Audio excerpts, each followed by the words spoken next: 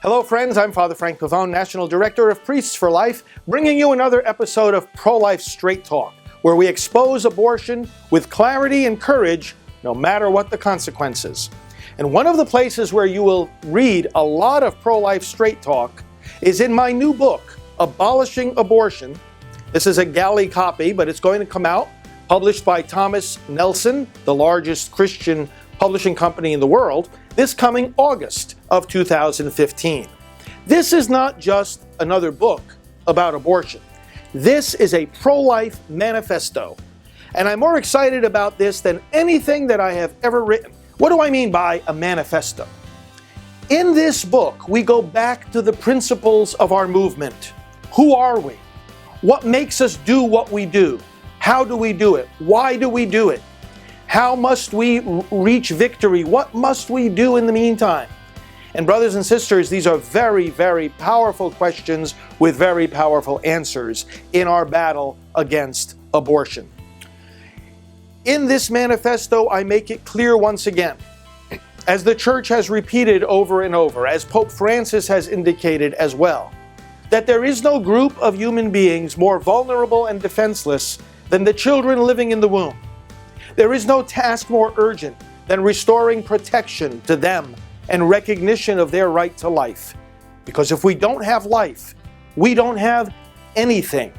Every other right depends on having the right to life. And therefore, when we work to protect the right to life, we are in fact working to protect every right. This manifesto, therefore, puts at the top of the list of our priorities Abolishing Abortion, which is the title of the book. Furthermore, I point out that the biggest obstacle to abolishing abortion is not out there in the power of some government leader or the wealth of some pro-abortion organization or the media influence of the false philosophies behind abortion. No, the biggest obstacle is right here within ourselves.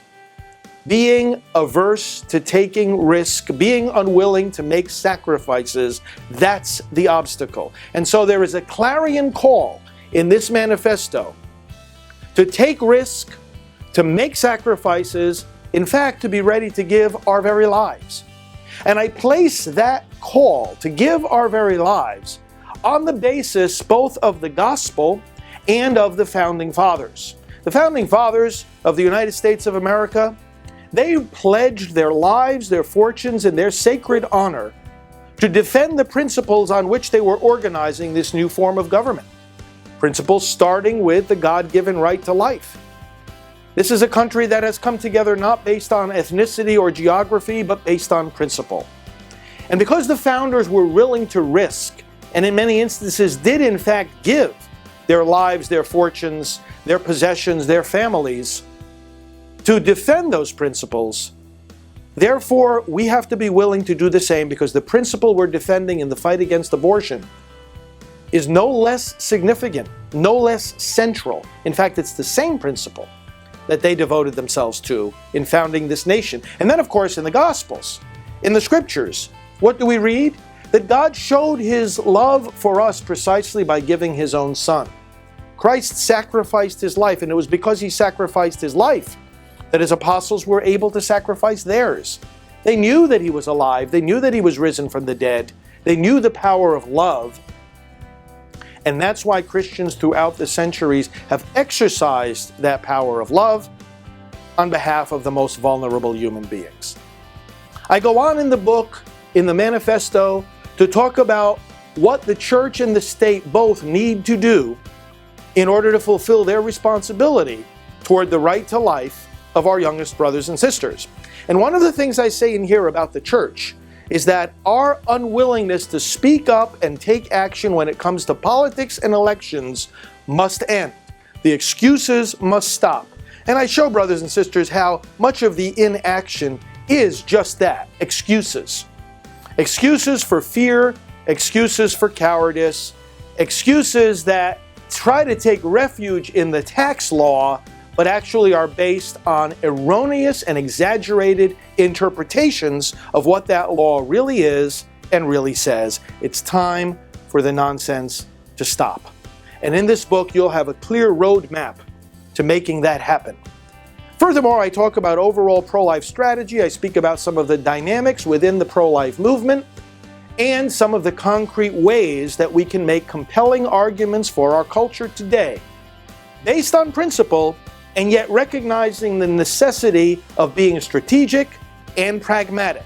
You will see a blend of the principled stand and the pragmatic approach to actually making things happen in the circumstances that we find ourselves today, culturally, legislatively, and politically.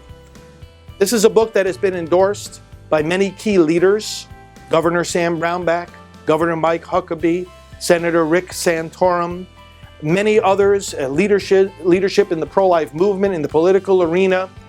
This is a book that I know will reaffirm you in your pro-life commitment and give you the fire that you need in your soul to continue this battle and to see it through to completion. Because we're called to abolish abortion now. In our lifetime, we're not called to just pass it along to another generation.